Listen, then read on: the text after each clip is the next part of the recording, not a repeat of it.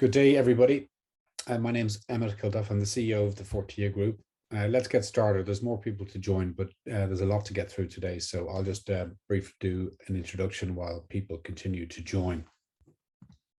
So today's topic is tools, tech, and data for profitable FBA brands. We have a 1-hour session. We have 4 great speakers invited to contribute their thoughts. Before we jump in, looking back to our last monthly webinar, we did a poll of the audience and we asked you, the sellers, what did you want topics for us to cover? And interestingly, the top 2 were the CEOs of aggregators discussing the future of the space. That'll be the topic for our June webinar, which we'll discuss at the end of this session. And joint first was the topic of today's webinar: how can sellers profit from using technology, tools, and data? And I think given what's happened in the markets in the last month, this has become even more prominent. So I'm delighted that we're able to respond to your specific needs with meaty content based on topics that you care about. Before we jump in, I just want to share my screen on the fortiagroup.com website, just to show you all where to go to watch the recordings of all our webinars. So we've been doing high quality webinars since November. Everything is available for viewing. So today we have speakers from Forum, Swiftline, Unibrands, and Boosted. We've had some great speakers over the last 6 months. Topics covered have been growing brands through smart operations, demystifying LOIs. We had 10 sellers who have sold their businesses talking about their war stories. At the start of the year, we talked about this year being the right time to sell. We discussed valuations, and our first one was about surveying, the results of the survey of aggregators that we did back in October 2021. So please do take a look at the recordings of those at your leisure. Okay, so back to today. So the agenda for today is fourfold. I'll just give a brief update on the Fortia Group. We then have the 4 speakers doing 7-minute presentations each, which will allow ample time for audience Q&A. There's no pre-rehearsed Q&A. We want to put the speakers on the spot. That makes for much more interesting content. So please do, as we go through today's session, submit your Q&A via the Q&A button. Please do not submit your questions via the chat button. They won't be answered if you use that form. And then finally, really excited about next month's webinar, particularly given the ups and downs in the aggregation space that we've all seen over the last few months. We are going to hear from 5 CEOs of aggregators about the future of the space. I'm sort of challenging them to give TED-type talks about the future of the e-commerce aggregation space. Okay, so let's jump in. A brief update from me and the team at the Fortia Group. First of all, this is our 3 Ps are the summation of the key ways to get the best exit for sellers. It's all about people, number 1, process, number 2, and purchasers, number 3. So from a people perspective, it's about having the right folks on your side of the negotiation table. First of all, you should have advisors. Even Fortune 500 companies hire advisors like Morgan Stanley and Goldman Sachs. So the concept of an Amazon seller going alone, it's given their first rodeo, baffles me. I've done 23 years of corporate finance experience and I'm still learning. So we can be on your side of the negotiation table to help you get the best deal. The second is process. There are too many intermediaries in this space that don't follow a proper process. I'm ex-Morgan Stanley. We adopt a proper investment banking exit process, which is really thorough. It's intense, it's bespoke. We hold the client's hand through the entire journey. We don't just introduce people via Rolodex or flip a brand. So I think it's really important to do it properly. Fail to prepare, prepare to fail. If you spend 5 years building a business, please spend several months thinking about preparation and process. And then finally, purchasers. It's really important to approach all of the relevant purchasers depending on the specific exit at hand. It may well be that aggregators are the only targets to approach, but it could well be that private equity firms, family offices, corporates should also be approached. So, don't just sign an LOI with the first purchaser you speak to. Think about approaching all of relevant buyers for your specific asset or brand. So there are 3 Ps. We're trying to simplify our key messaging as to what's necessary to get a great deal.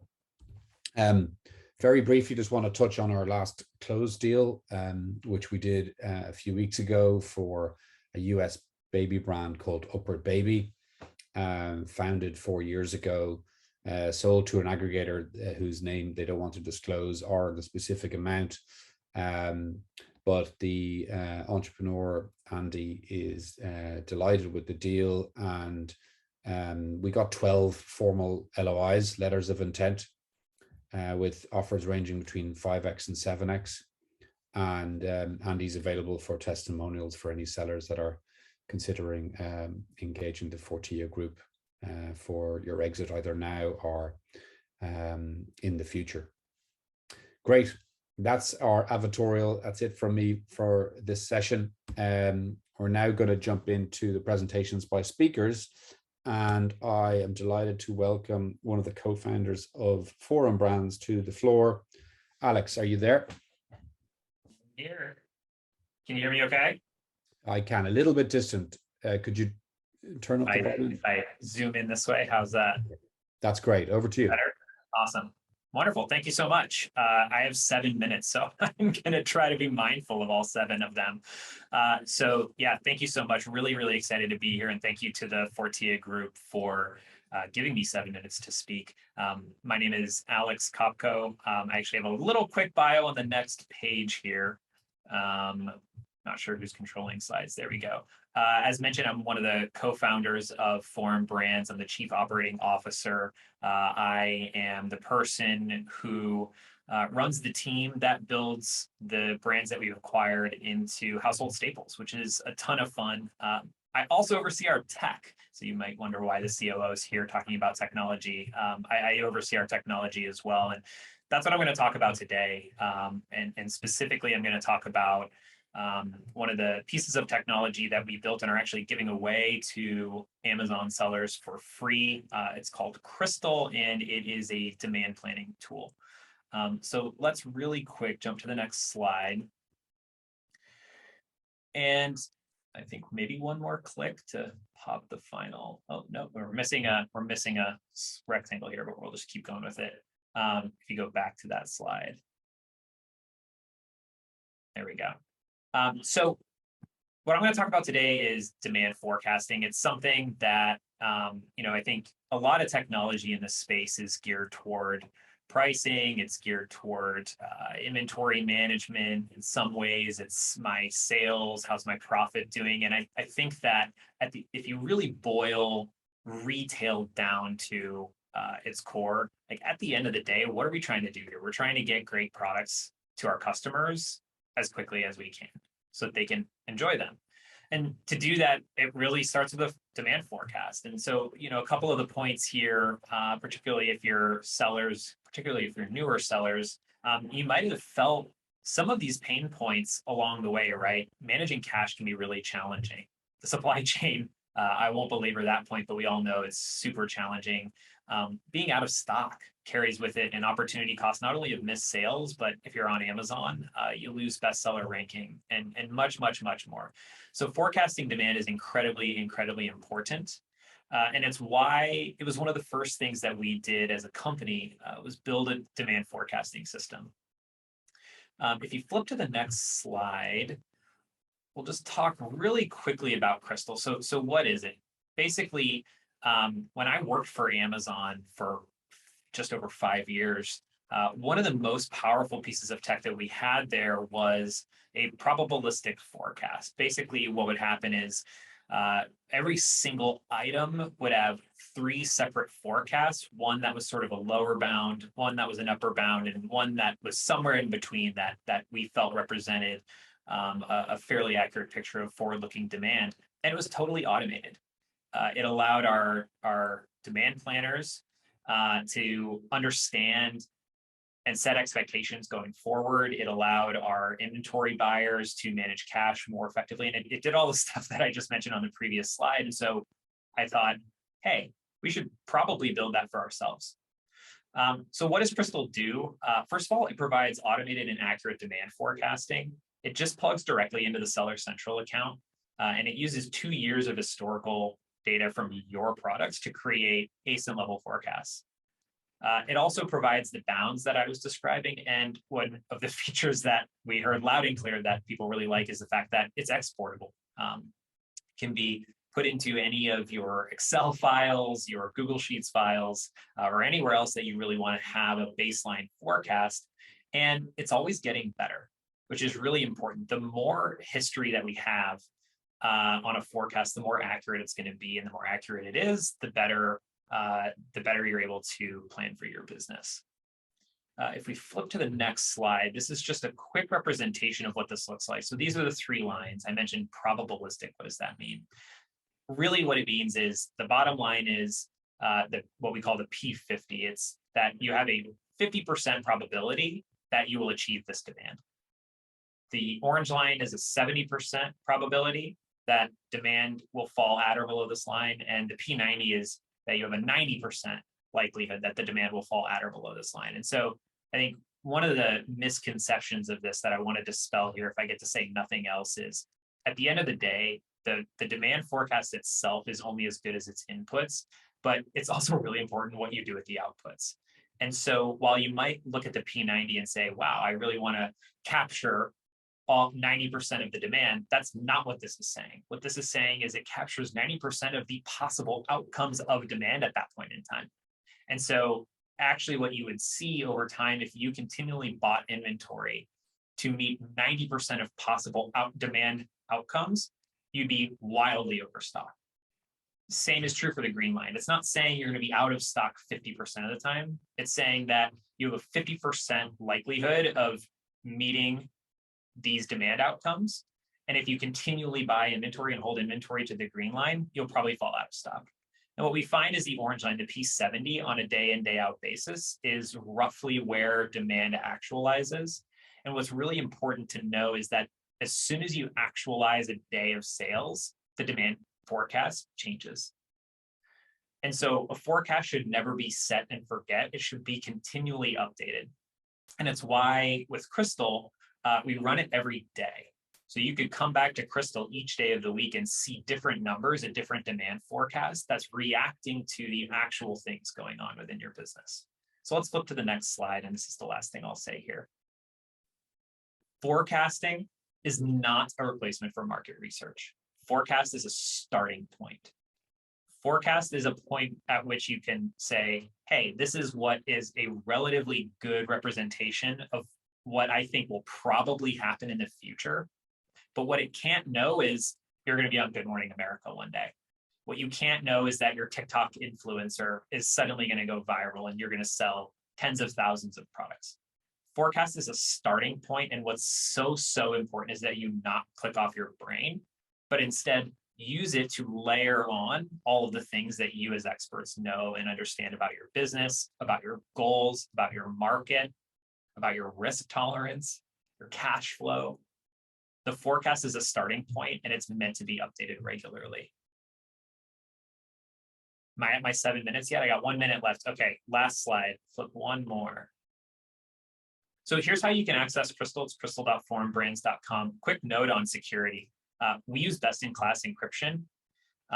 It is fully encrypted by all of the power of Amazon Web Services as well as Seller Central. And what we don't do with your data is we aren't using it to reach out to you as a lead generation. That's not the purpose of this system. The purpose of this system is to take what we've had a lot of success with internally to give our demand planners, our brand managers, the ability to build their business and give it to you all so that you have that ability as well. Thanks. Alex, excellent. It's great to see an aggregator leverage the internal work and provide a tool to sellers on a complementary basis. Alex, yeah, great job. Thank you for that. And thank you for sticking to time. Yeah, that's got us off to a good start. I would like to invite Anthony Johnson to the floor, one of the co-founders of Swiftline. Anthony, are you there, please? I am. Hopefully you can see and hear me. We can. Over to you. Good. Actually, this is great. I think this follows pretty well from what Alex just presented. So I'll give some background on this. So Swiftline. Swiftline is a platform. We are insight for modern e-commerce. Now, you go one over.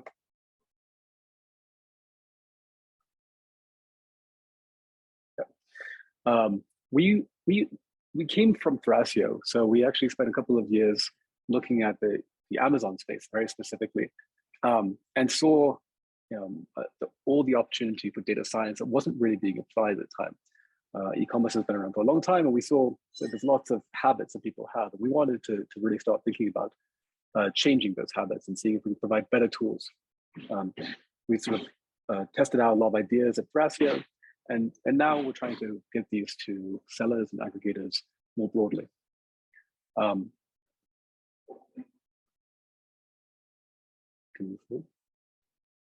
So I'm going to talk about three things today. First is eval.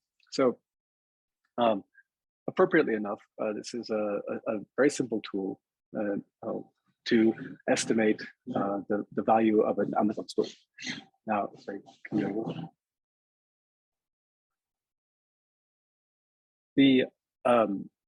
What this does is simplifies a bunch of stuff.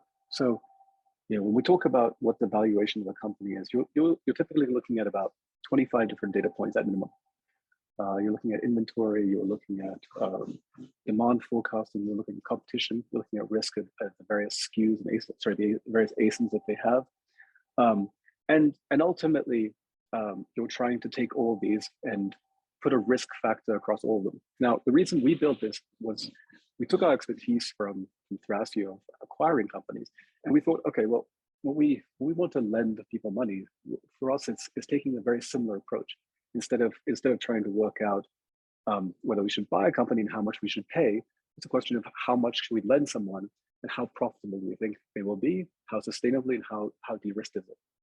So we started taking all of these various signals. Currently, the one that's available online is just Amazon, but ultimately we work with D2C platforms, and we have a various scope that we use internally at the moment for lending through the Yardline platform. So all of the things that we talked about in demand planning go into this, and then we layer in things about systemic risk. For example, if you're selling yoga mats and there is no differentiation between your yoga mat and everyone else's yoga mat, that is a major risk. Can you go for it? Quickly, the way this works is you start with search. You look up your username or an ID, we analyze it. What that means is we go out and we get all the public data about your brand. The reason we do this is because this is how a lot of companies are being identified. When someone's trying to find you, they're looking at public information. So through this, we can identify who we want to target. We run the valuation tool. So we collect all this data, bring it together. We forecast what we think those companies will be doing in the next 6 months, 3 to 6 months, depending on how it's being used. And we can basically build a real-time P&L between the public data and private data once it's connected. Second tool I want to talk about is a product called Seanio. So while we're primarily talking about FBA businesses here, the reality is most of us are starting to operate in both Shopify and FBA. Often, most FBA sellers will have a Shopify or various D2C approaches. And so we're starting to look at how do we bring in data across the board. Go forward. So what Charm is it goes out and it scrapes all the data for 4 million brands. What that means is we have a list of every single SKU, most of the SKUs that are being sold on D2C sites. It means that we understand how individual sellers are doing on their various properties relative to a category level. And we tie in things like social. We talk about, we say, how well is a brand doing? It's no longer okay to say, well, this is how well they rank on Google. You have to start looking at Instagram and TikTok and various other social signals that are driving a lot of the D2C traffic that we see. So this lets people, if you are looking to identify competitors or identify opportunities for products, go out and source. Whether it's, while this isn't specific to Amazon, certainly the product insights of what's being sold globally on D2C are going to be a good opportunity, good food for thought as you think about products to buy for Amazon. Just quick sort of side cap on this.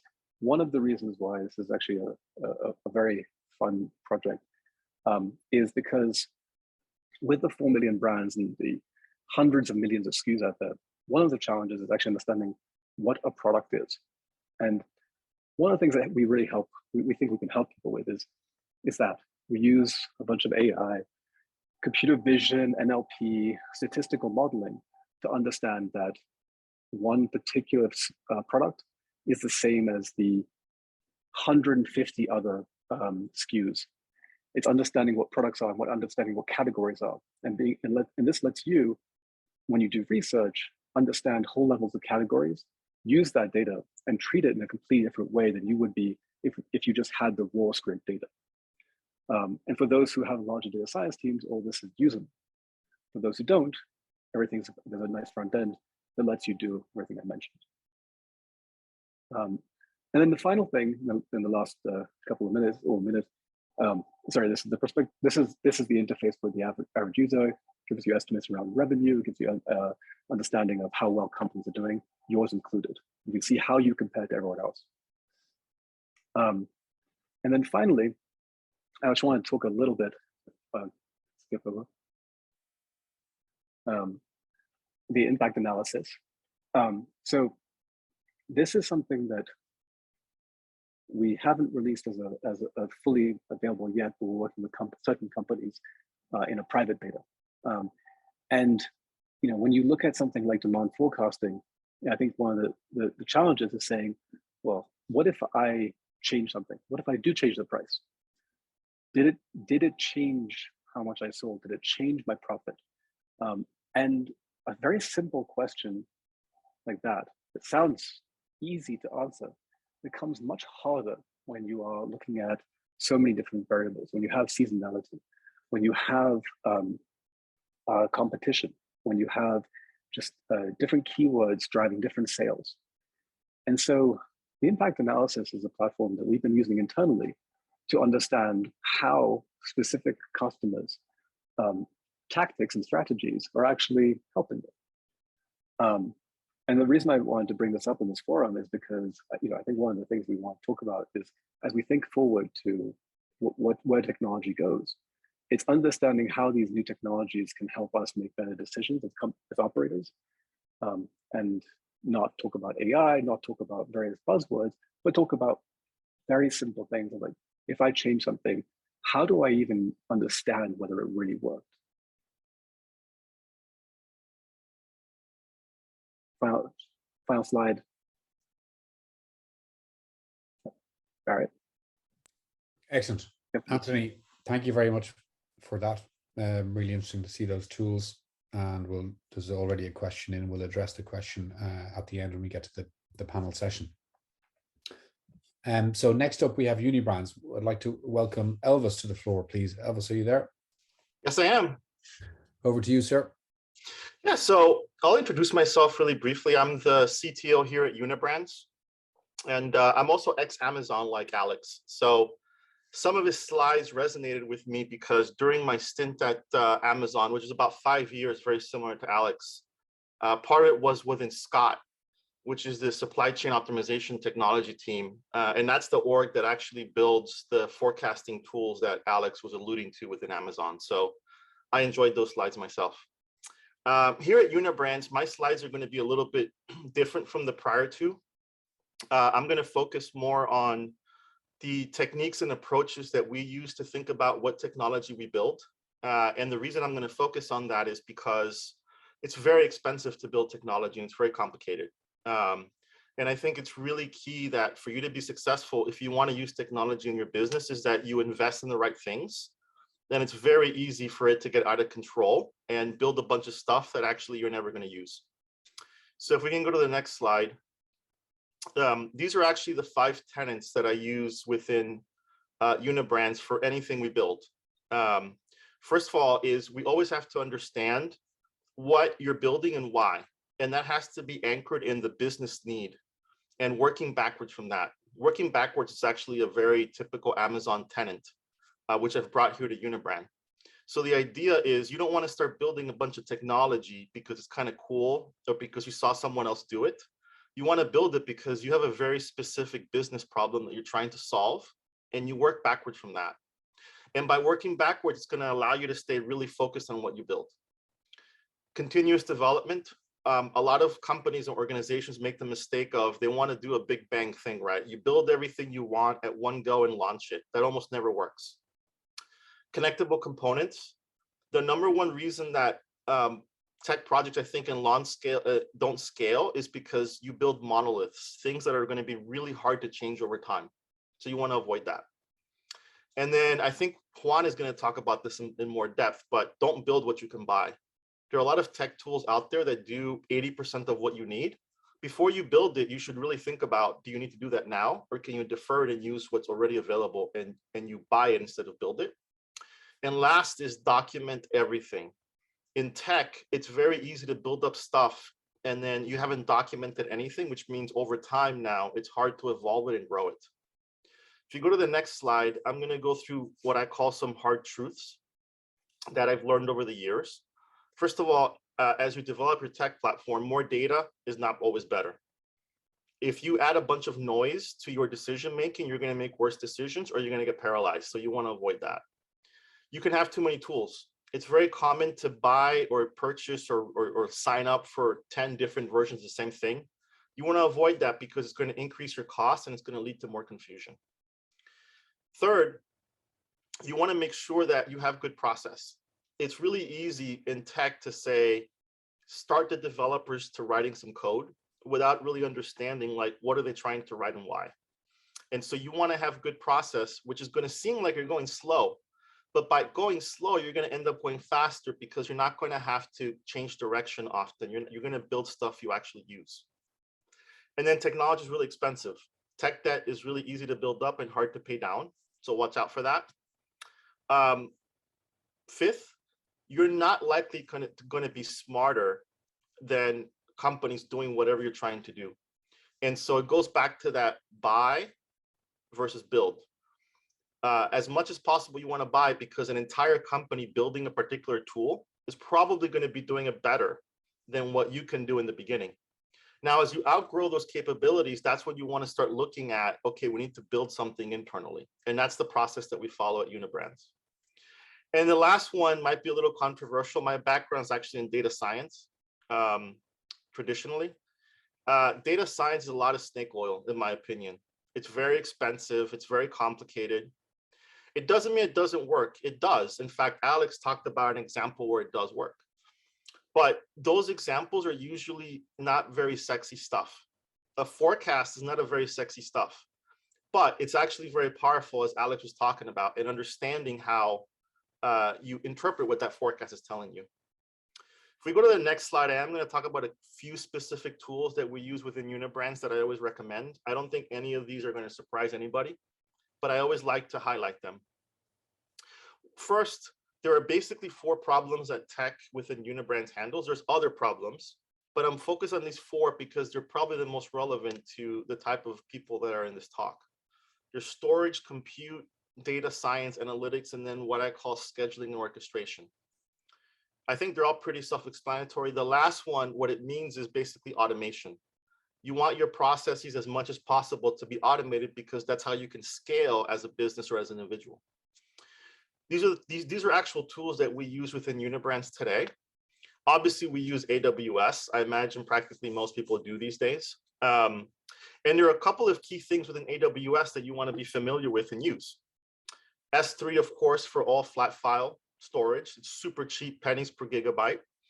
I like using Aurora DB as a transactional database. Only costs you about 30 to 100 bucks a month. It's a great tool for smaller businesses to put all of their data in a scalable way. They not have to worry about managing a service. If you outgrow that and you have more advanced data science or analytic techniques, you want to look at Redshift.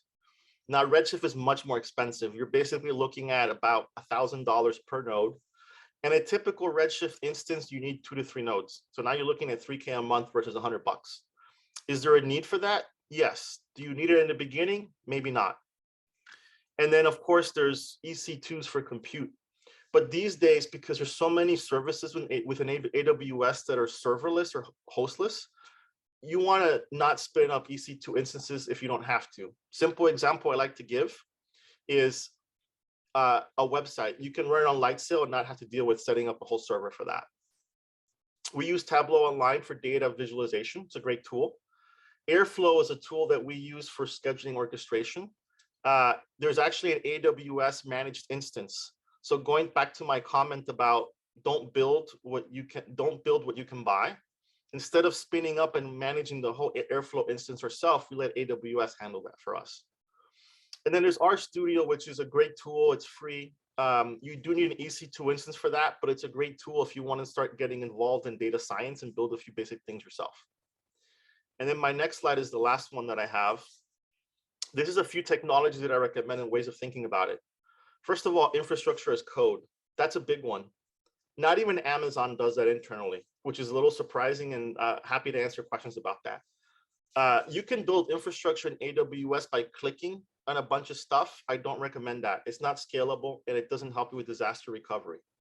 If you use infrastructure as code approaches, basically what you're doing is you're coding up your infrastructure and then you run it like any piece of code. If your infrastructure fails, you're able to recover by rerunning your code. Data models, it's really key. As you build up your data sets, you're going to want to model your data so you have a clean way of answering questions and not hundreds of tables that are hard to find. And then last is Confluence, which is great for documentation. I love it. I use it a lot. I insist within the company that my team document everything within Confluence, which is a wiki. And of course, I'm sure everyone's heard of GitHub, but GitHub is a great complementary to the wiki because it's where you can use as code repository. So you store all your code there, you document it, you can link from the wiki to GitHub. It allows your developers, data engineers, etc., to have a one place to go and be able to understand the code and read any of the details or nuances about it. And I think this is the last slide I have. Excellent. Thank you very much. A lot of depth to that, and hopefully all the sellers on the call are able to. Well, it'll be interesting to see how data driven and tech orientated they are when we get to the Q&A. Okay, next up we have Juan Paul from Boosted. Over to you, Juan. Yes, good day, and thank you for having me, and thanks for everybody's time. My name is Juan Paul Ramirez. I'm the CTO here at Boosted Commerce. I'm building on Elvis's presentation. I'm going to talk about the buy side and how building software on top of tools that already exist can help you solve practical questions at any budget, really, whether you are an aggregator and you have the affordability to hire teams and engineers, or you're a seller just getting started. We've seen evolutions in the space that make anything possible to solve even the most complex questions in close to real time. So on the next slide, obviously the credibility building slide, Boosted Commerce, if we could advance to the next. We build ubiquitous brands. We try to bring great products to the world. We've been around for a couple of years, and we have a team of about 100 people or so. You see a sample of our portfolio. I myself have been in internet leadership for just over 25 years prior to Boosted, having been the CTO at Goop for 3.5 years, and then being in the MarTech space, being the CTO at Connexity for over a dozen years. And really what that experience just means is that I've seen at least what the ebbs and flows that can impact our industry, what they look like, and Emmett addressed them earlier. We're certainly ebbing and flowing a lot in the last 6 months. And so this need to be efficient in a spend, whether it's with people or with buying data or with spending on tools, is more important than ever before. So as we see on the next slide, a bit of what Elvis discussed here, the legendary way was always build versus buy, right? And the conflict there, whatever you built, you struggled potentially with time to market. You had high upfront cost. But however, whenever you bought, there was a lack of customization. There was potentially a lack of competitive advantage, right? The things that you buy, whether they're expensive or affordable, are likely in the hands of your competing sellers as well.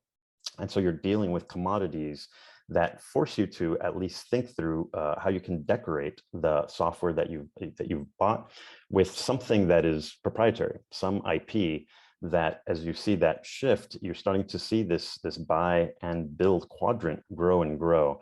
And it's not because we have unlimited time, but more so because budgets get smaller. And in specifics, as a rule of thumb, if you're keeping to where you're spending about 2.5% or so of your gross revenue on your tech budget, and that includes people, software, and data, then as $1 million seller, you're probably only allocating around $25,000. And with that type of limitation, the way you can lean in is with your time. And I'm going to walk through very specific examples. And I'm going to mention some tools that we adore and use, like we do all our partners at Boosted. But of course, it doesn't mean that it comes with broad sponsorship. Your mileage may vary, and naturally, I'm not being compensated for any of this. But I think that that what you'll find is that these are useful even at the introductory budget. So walking through the first example next. So you have excess inventory, and you think, well, I'll lower my prices, and you wait for something to happen. And as you're waiting, you check your favorite paid and free reporting tool. So you look at your Jungle Scout ranking, and you see that there's volatility, but not really movement in the direction you're going. You go into DataHawk to see if your ratings or reviews are moving in any type of direction. And it isn't until you log into Seller Central, the free tool that we all use, that you realize that your impressions haven't really moved. And then you think, well, why would sales go up regardless of my price if I'm not getting impressed upon the user? And so you can take the aggregate of what you have in these tools in front of you today. And even if all you're doing is writing it down, even if all you're doing is downloading it to Excel, that is in essence building upon the SaaS software that's available to you. Because if you can't put it into one view, your time spent trying to aggregate from one suite of tools to another is what leads to the inefficiencies of being able to react to something to find out, oh, it's not lowering prices I need to do, it's I need to get in front of the consumer.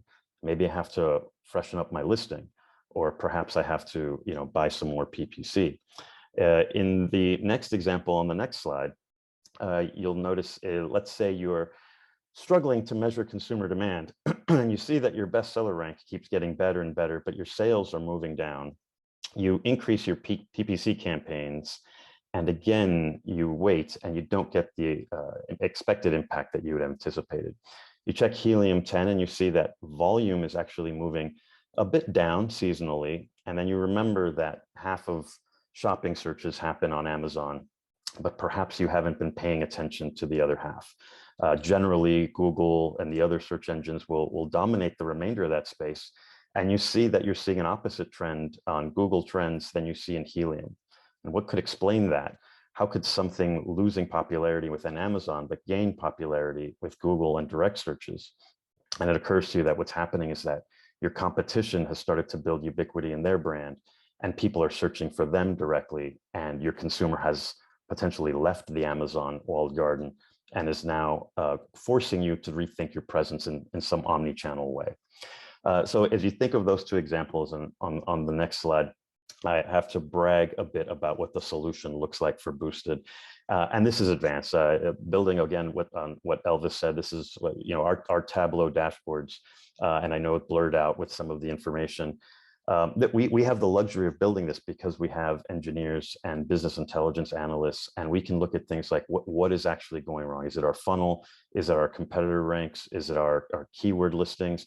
How can we build causality to show in shorter time and in greater efficiency something that can tell us how to react to what's happening out in the marketplace. And this is just one example of the things that we built out on a tech stack, not dissimilar to what Elvis described.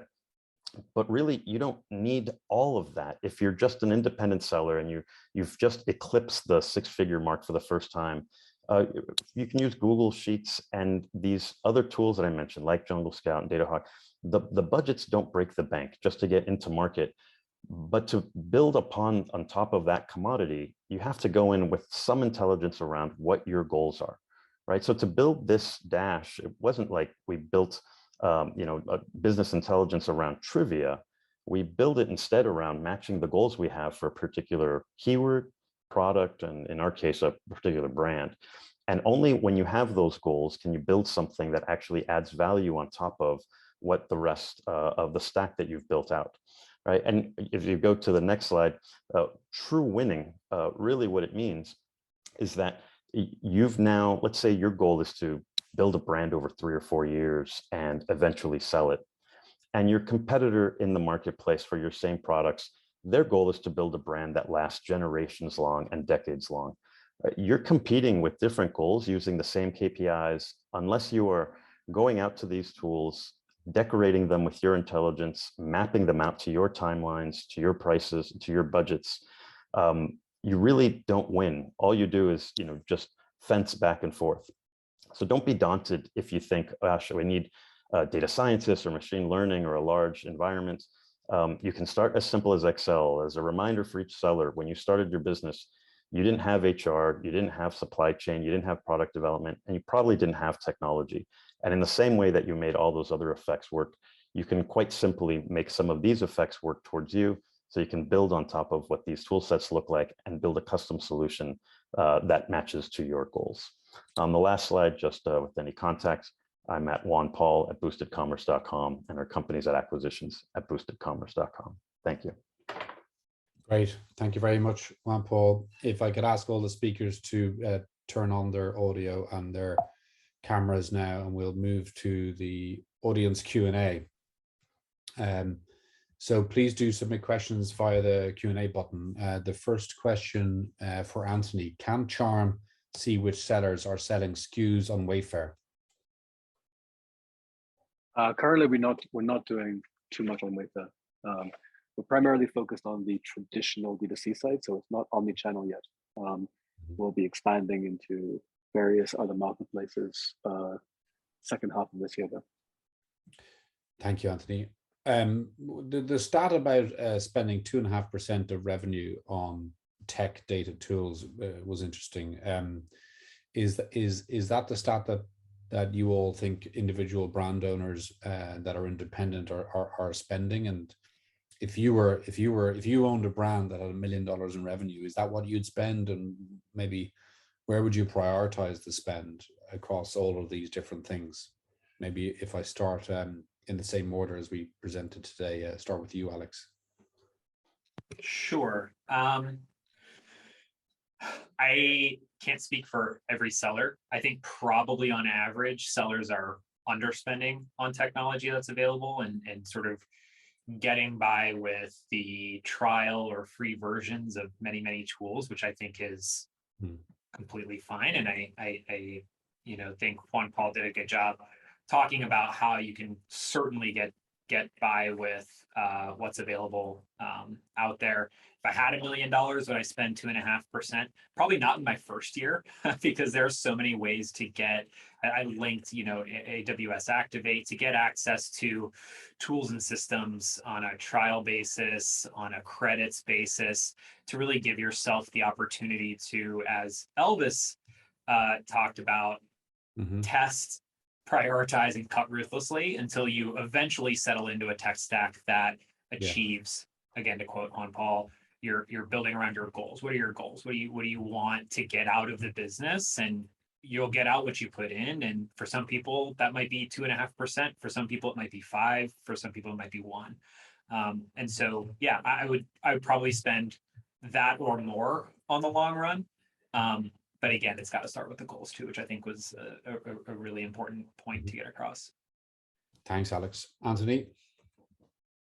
I mean, not much to add to that. Ultimately, you got to work out what the value is. So if you're there, I think the technology enables you to do something, and ultimately, what you're trying to enable is your strategy. So, someone mentioned if you're trying to build a 10-year brand versus trying to maximize everything for the next 2 years and get and exit, the tools you need, the analysis you need, and the support you want to invest into that are going to be different.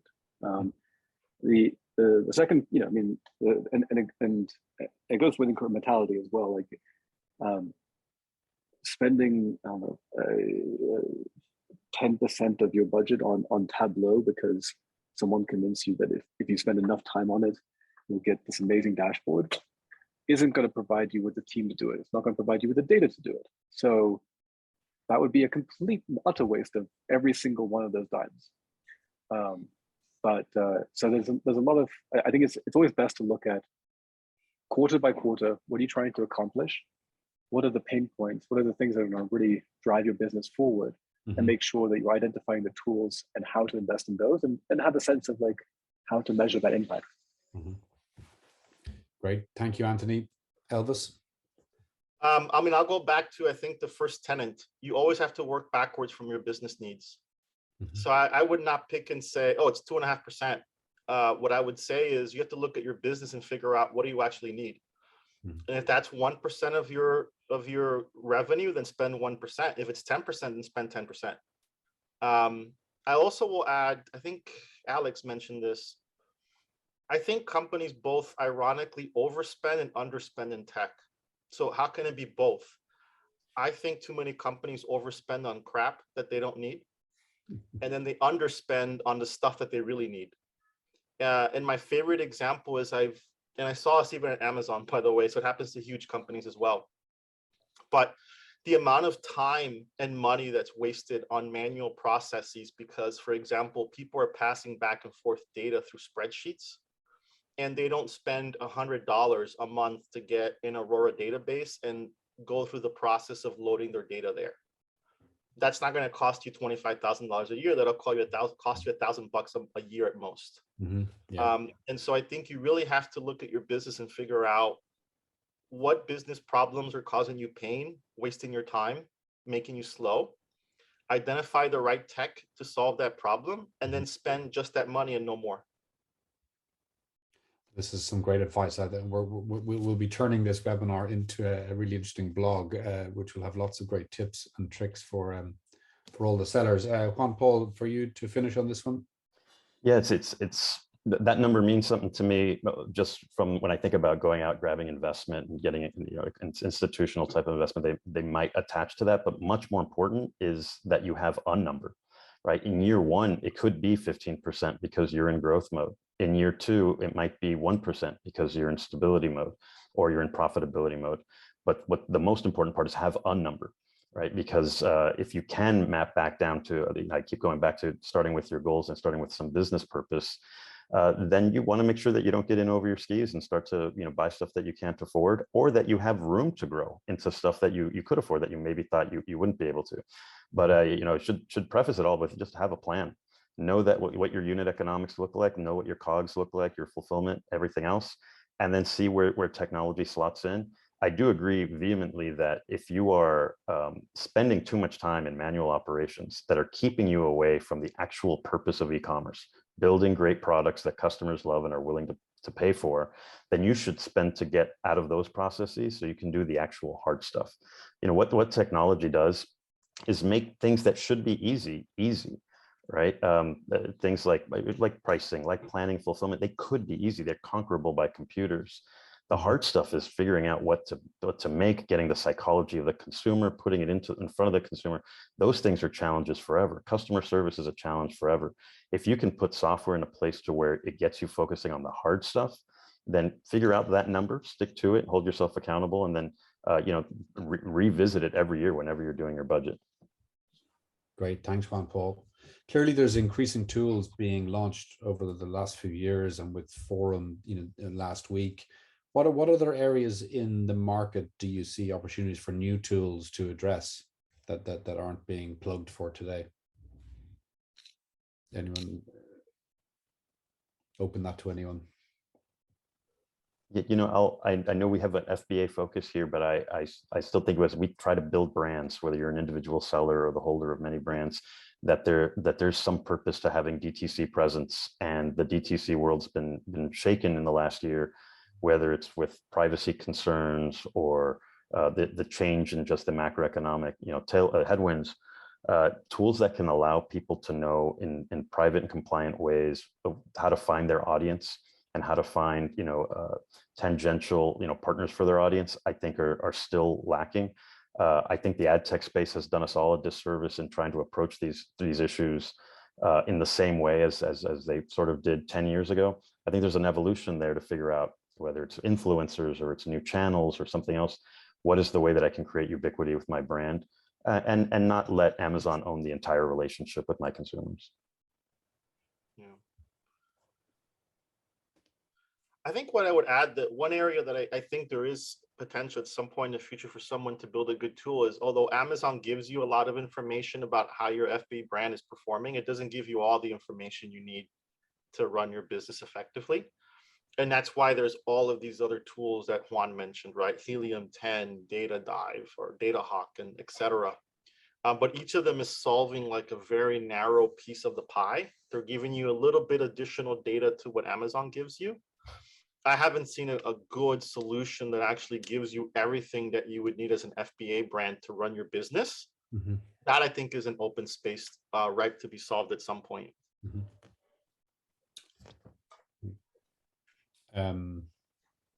Anthony, is that the vision of Swiftline? Yeah, I mean, listen, I mean, I'm sort of holding. I mean, I think, I mean, obviously, I believe that absolutely D2C is something important, and I think we are building brands. Omnichannel isn't optional anymore. I mean, you know, we talk about Amazon, but the reality is that while it's dominant in the US, it doesn't have, you know, it doesn't hold the entire world. If you're in Europe, you're still selling on 15 different marketplaces. That's not even touching D2C. Latin America, similar story. Asia, similar story. So, you know, I think as we think about the sort of the reglobalization, I guess, if you want to call it that, of e-commerce, as we all suffered the supply chain issues in the last couple of years, I think omnichannel is going to be real, true omnichannel. Both the ability to take a product from Amazon and go to 15 different marketplaces and have intelligent pricing around that. As well as thinking about forecasting when you have 100 different, you know, you're selling in 50 different countries on 30 different platforms. These are going to be increasingly common as we expand these pieces. And so I think that's for me the path I see is true omnichannel, unification of data and decision making on omnichannel. And I think, you know, to your point, I mean, even today, just getting the right answers for Amazon is hard. So, you know, clearly we have a long way to go. And the strategies that companies are taking is making that a catch-up game right now. Every Amazon seller that's reached a certain size and felt the pain points of the ad spend has gone to D2C to be able to take advantage of TikTok, Instagram, Google, Facebook advertising to drive down costs, to be able to see if there's any chance of increasing margin, to target the people better, to understand who their customers are. And the platforms out there are not there yet. The question, does Amazon purposely not share or build reporting business intelligence so one is never sure of performance?